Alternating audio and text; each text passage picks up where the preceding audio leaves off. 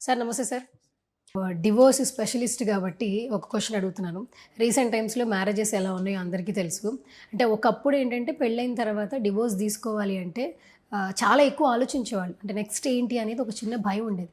ఇప్పుడు డివోర్స్ అనే మాట ఎలా ఉంటుందంటే డైలీ మనం ఒక కాస్ట్యూమ్ మార్చుకున్నంత ఈజీగా డెసిషన్ మేకింగ్ వచ్చేస్తుంది. అంటే ప్రతి ఒక్క కుటుంబంలో కూడా అడ్జస్ట్‌మెంట్ అనేది చాలా తగ్గిపోతుంది. డివోర్స్ తీసుకునే వాళ్ళ సంఖ్య పెరిగిపోతూ వస్తోంది. సో, ఈ ఈ అప్పటికి ఇప్పటికి చాలా చేంజ్ వచ్చింది వివాహ వ్యవస్థలో. ఒక అడ్వకేట్‌గా ఏం చెప్తారు? వివాహ వ్యవస్థలో చాలా చేంజెస్ వచ్చినాయంటే మనకు ఇందులో సామాజికమైన మార్పులు దాన్ని. సో, ఒక 15 ఇయర్స్ క్రితం అంటే ఒక 20 ఇయర్స్ క్రితం మేము ప్రొఫెషన్‌కి వచ్చిన కొత్తలో డైవర్స్ గురించి మాట్లాడాలంటే కూడా క్లయింట్స్ కొద్దిగా ఇబ్బంది పడుతుండే. కొద్దిగా వాళ్ళు మా దగ్గరికి వచ్చినప్పుడు కూడా ఏంటంటే షై ఫీల్ అవుతుండే. చెప్పాలనో వద్దా అని అదవుతుండే. తర్వాత 1, 2, 3 కన్వర్సేషన్స్ తర్వాత then they will open up అయిపోతుండే. ఆ తర్వాత డైవర్స్ అప్లై చేయాలని కూడా 1, 2 సార్లు ఆలోచించుకుంటుండే. ఇప్పుడు ఈ ప్రజెంట్ జనరేషన్ ఇప్పుడు మనం మాట్లాడే టైంకి ఏమవుతుంది అంటే డైవోర్స్ అని మాట్లాడడానికి కానీ వాళ్ళు డెసిషన్ తీసుకోవడానికి కానీ భయపడటం లేదు. క్యాజువల్ థింగ్ అన్న టైప్లో మాట్లాడుతున్నారు. అవును సార్, నేను పలానా వ్యక్తిని పెళ్లి చేసుకున్నా, సో కారణాలు కూడా పడతాం లేదు మాకు, సో ఐ వాంట్ డైవోర్స్ అనే పదాన్ని చాలా సింపుల్గా వాడేస్తున్నారు వాళ్ళు. దానికి డైవోర్స్ అనేది కూడా ఒక ప్రాసెస్ అనే విషయాన్ని మార్కెట్లో బాగా వెళ్ళిపోయింది. అంటే ఇద్దరు వ్యక్తులకు పడకపోతే డైవోర్స్ తీసుకోవచ్చు అనేది కూడా బాగా పడిపోయింది. దానికి ప్రధాన కారణం ఏంటంటే ఇండివిజువాలిటీ, ఫ్రీడమ్ ఎక్కువైపోవడమే ప్రధాన కారణం. ఇంతకుముందు ఏంటంటే ఎన్నోసార్లు చెప్పినట్టు ఏంటంటే మనది కుటుంబ వ్యవస్థ కాబట్టి కుటుంబం భయం ఉంటుండే, మైగ్రేషన్ లేదు. మైగ్రేషన్ లేనప్పుడు అందరూ ఒకటి దగ్గర ఉంటుండే కాబట్టి మనం ఆ ఇంట్లో ఉన్న అందరు వ్యక్తులను పరిశీలిస్తుండే, ఎటు పోతున్నారు, ఏం చేస్తున్నారు, ఎక్కడికి వస్తుంది అని చెప్పి వస్తుండే. ఇప్పుడు ఎప్పుడైతే మైగ్రేషన్ పెరిగిపోయిందో అంటే ఒక వ్యక్తి ఒక ప్లేస్ నుంచి బతకడానికో చదువుకోవడానికో ఎప్పుడైతే బయలుదేరిండో అక్కడి నుంచి మనకు ఫ్యామిలీ ఇష్యూస్ ప్రాబ్లం అయిపోయింది. సో ఇప్పుడు ఒక అమ్మాయినో ఒక అబ్బాయినో మనం చదువుల కోసమో ఉద్యోగం కోసమో వేరే ప్రాంతానికి పంపించినప్పుడు ఆ వ్యక్తి ఏం చేస్తున్నాడు అనేది మన దగ్గర ఇన్ఫర్మేషన్ ఉండదు. ఓకే, వాళ్ళు ప్రేమించి పెళ్లి చేసుకుంటున్నారా, లేకపోతే లేచిపోయి పెళ్లి చేసుకుంటున్నారా, లవ్లో ఉన్నారా అనేటివి లేవు.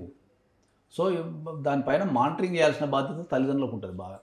ఈ మధ్యకాలంలో మీకు ప్రధానంగా చెప్పేది ఏంటంటే కల్చరల్ డిఫరెన్సెస్ అనేటివి ఇప్పుడు ఫారిన్ కంటే ఎక్కువ హైదరాబాద్లో ఘోరంగా ఉంది. అవునా? చాలా ఘోరంగా ఉంది. ఇప్పుడు మన దగ్గర కోలివింగ్ హాస్టల్స్ వచ్చినాయి. అంటే ఒక పెళ్లి కానీ ఒక అబ్బాయి ఒక అమ్మాయి కలిసి నివసించే అవకాశాన్ని హాస్టల్స్ కల్పిస్తున్నాయి. అది కూడా ఒక ఎంగేజ్లో ఉన్నాయి. సో మన భారతీయ సమాజానికి అవి ఎంతవరకు యాక్సెప్ట్ చేయబడుతుంది అనేది పాయింట్. అంటే ఇప్పుడు రిలేషన్స్ లో కూడా చాలా పేర్లు పెట్టుకుంటున్నారు సార్. అంటే మేము రిలేషన్ లో ఉన్నాము, పేర్లకు అసలు రిలేషన్షిప్ సిచ్యువేషన్షిప్ అని చెప్పి అంటున్నారు. అదొకటి. ఇంకొకటి ఏంటి నానోషిప్ అంటే ఏంటి అంటే నాకు తెలిసి ఏంటంటే రెండింటి గురించి తెలుసు.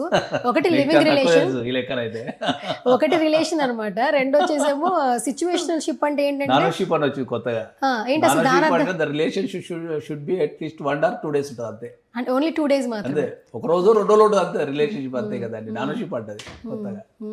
సో సిచ్యువేషన్షిప్ ఎప్పుడో వెళ్ళిపోయింది, అది పాతది. అది ఇప్పుడు నానోషిప్ వచ్చింది. కాదు సార్, ఈ షిప్స్ లన్నీ ఎక్కడి నుంచి అడాప్ట్ చేసుకున్నారు మన వాళ్ళు? మీకు ఏమన్నా పరిశోధనలో తేలింది అసలు ఎక్కడి నుంచి వస్తుంది? క్లయింట్స్ వాళ్ళకున్న రిలేషన్ ని బట్టి దానికి పేరు పెట్టుకుంటారు. కంఫర్ట్ జోన్ అంతే కదా. ఒక వ్యక్తితో 2 రోజులు కలిసి ఉండాలనుకుంటే పేరు కావాలి కదా అని పేరు పెట్టుకుంటారు అంతే. మనం అందరికీ మనకి ఎన్ని చెప్పినా కూడా ఏంటంటే ఫైనల్గా ఏంటంటే ఇప్పుడు నేను ఉన్నా అనుకోండి, సపోజ్ నేను చాలా దేశాలు తిరుగుతూ ఉంటాను రెగ్యులర్గా.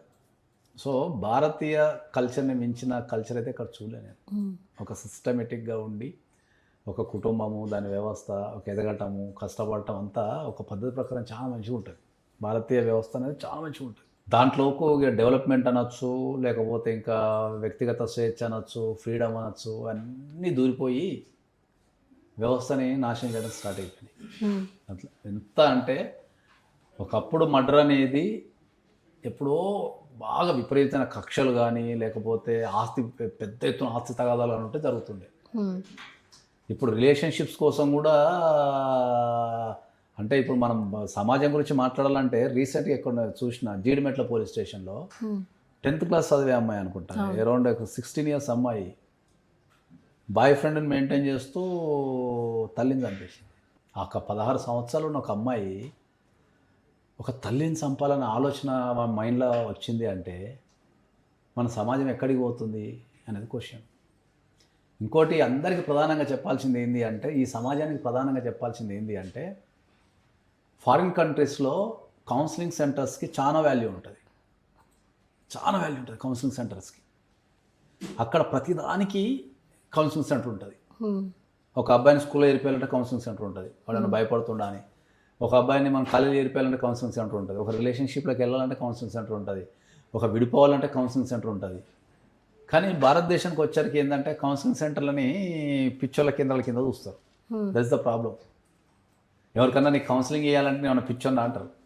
కౌన్సిలింగ్ అంటే ఏముంటుంది అంటే, ప్రతి వ్యక్తి దేంట్లోనూ పర్ఫెక్ట్ కాడు. సో వాళ్ళ సొంత విషయం అనేది వాళ్ళకి అర్థం కాదు. అర్థం కానప్పుడు ఏంటంటే ఒక ఎక్స్పర్ట్ చేత కౌన్సిలింగ్ తీసుకుంటే మీకు సరైన గైడ్లైన్స్ కానీ సరైన నిర్ణయం తీసుకునే అవకాశం కానీ ఉంటుంది. ఓకే. ఇప్పటికీ మేము చాలామందిని ఎవరన్నా కౌన్సిలింగ్ రమ్మని పిలిస్తే, మాకెందుకు సార్ ఫస్ట్ నువ్వు చేసుకో అంటారు. కౌన్సిలింగ్ అంటే వాళ్ళందరూ ఏమనుకుంటారంటే మతిస్థిమితం తప్పిన వ్యక్తులకు ఇచ్చేదాన్ని కౌన్సిలింగ్ అనుకుంటారు. కౌన్సిలింగ్ అంటే మతిస్థిమితం తప్పే వ్యక్తులకు కాదు. మంచి చదువుకున్న వ్యక్తులు, మంచి పొజిషన్ ఉన్న వ్యక్తులు కూడా అప్పుడప్పుడు ఒక డిసిషన్ తీసుకోవడానికో లేకపోతే ఉన్న బాధని పంచుకోవడానికో ప్రాబ్లం అవుతుంది. నేరం అనేది ఎప్పుడు జరుగుతుంది అంటే, మన మనసులో ఉన్న ఏదైతే బాధ ఉందో అది పంచుకోలేనప్పుడే నేరం జరుగుతుంది. సింపుల్ లాజిక్ అది. ఓకే. ఇప్పుడు ఒక వ్యక్తి చంపాలనుకున్నాను అనుకో, ఒక అమ్మాయి ఒక అబ్బాయిని చంపాలనుకున్నాను అనుకో, ఆ అమ్మాయికి ఒక 50 మందికి చెప్పింది అనుకుందాం, నేను పలానా వ్యక్తిని చంపుతున్నా అని. సంపాదిస్తారా 50 మంది? సంపాదిస్తారా? కదా. అంటే మేము పంచుకోవడం స్టార్ట్ చేసింది అనుకో, ఆ 50 మంది 50 రకాల సలహాలు ఇస్తారు. చంపడం ఎందుకు, నువ్వు జైలు పోతావనో, లేకపోతే అదా ఇద్దనో, లేకపోతే ఇంకా అంతకంటే బతకలేవా, లేకపోతే ఆ దరిద్రుని వదిలిపెట్టానో ఇస్తారు తప్ప ఏ వ్యక్తి కూడా చంపమని చెప్పాడు. వీళ్ళు ఎప్పుడైతే ఎదుటి వ్యక్తితోని పంచుకోవడం తగ్గిపోతుందో అప్పుడు వీళ్ళు ఒక డిసిషన్ తీసేసుకొని ఇదే కరెక్ట్ డిసిషన్ అనుకోని దాన్ని అమలు చేసేస్తారు. అట్లనే ఆత్మహత్య కూడా అంతే. అది ఆత్మహత్యలు అన్నారు కాబట్టి ఈ మధ్యన ఎక్కువగా సూసైడ్స్ ఎక్కువ చూస్తూ ఉన్నాం సార్. బేసిక్ మధ్యలో ఉన్నాయి సూసైడ్స్, హత్యలు, ఆత్మహత్యలు ఉన్నాయి. మొత్తం సమాజం అంతా చంపడం లేదా చచ్చిపోవడం, ఈ రెండు కాన్సెప్ట్లు తిరుగుతుంది సమాజం అంతా. ఓకే. ఆత్మహత్యలు కూడా అంతే. ఆత్మహత్యలు కూడా ఏంది అంటే, వాళ్ళకున్న బాధని పంచుకుంటే ఎవరన్నా ఏమనుకుంటారేమో, లేదా తక్కువ చూస్తారేమో, ఇట్లాంటి సంఘటనలతోని వాళ్ళు చెప్పుకోలేక వాళ్ళే కుమిలిపోయి వాళ్ళు ఆత్మహత్య చేసుకుంటారు. ఇప్పుడు ఈ మధ్య కాలంలో మీరు అన్నట్టు ఎక్కువగా హత్యలు చూస్తున్నాం, ఆత్మహత్యలు చూస్తున్నాం. రెండు ఈ రెండు ఒకే రెండు కూడా రిలేషన్షిప్స్ లో ఉంటున్నాయి. రిలేషన్షిప్స్ లో ఉంటాయి. వెరైటీ మళ్ళీ ఎక్కువ లేవు. సరే, ఏ రిలేషన్ అయినా కూడా తక్కువ. ఇప్పుడు ఏ రిలేషన్ అయినా కూడా వాళ్ళు చెప్తున్న మాట ఏంటంటే, ఇది లవ్ తో స్టార్ట్ అవుతుంది. అది ఇల్లీగల్ అయినా లీగల్ అయినా లవ్ అంటున్నారు. ఒకప్పటి లవ్కి ఇప్పుడు లవ్కి చాలా చేంజ్ ఉంది. సో ఇప్పుడున్న వాళ్ళు చాలామంది చెప్తున్న మాట ఏంటంటే, ఎవరైతే ఈ సూసైడ్స్కి వెళ్ళిపోతున్నారో లస్ట్ని లవ్గా భావిస్తున్నారు, ఇది లవ్ కాదు అంటున్నారు. నేను చెప్పినా కదా అందరికీ ఏం చెప్తున్నా, ఇప్పుడున్న సమాజము ప్రేమ అంటే పడుకోవడం అనుకుంటున్నారు. ప్రేమ అంటే పడుకోవటం కాదు. అదే అందరికి చెప్తున్నా నేను. అందరూ ఇప్పుడున్న యూత్ కావచ్చు, ఎవరైతే రిలేషన్షిప్స్కి వెళ్తున్నారో అందరూ ప్రేమ అంటే ఒక వ్యక్తి కోసం నిలబడటం. ఎన్ని కష్టాలు వచ్చినా, ఎంత బాధ కలిగినా ఆ వ్యక్తి పక్కన నిలబడి నేను ఉన్నాను ధైర్యాన్ని చెప్పడం ప్రేమ అంటే. ఈ జరిగే హత్యలు కానీ ఆత్మహత్యలు కానీ వాళ్ళ డెఫినేషన్లో ప్రేమ అంటే పడుకోవడం అంతే. పడుకున్న తర్వాత అని తీరిపోయిన తర్వాత ఏం లేదు కదా, జీవితం ఇంతేనా అని చెప్పేసి చచ్చిపోతున్నారు లేదా చంపేస్తున్నారు.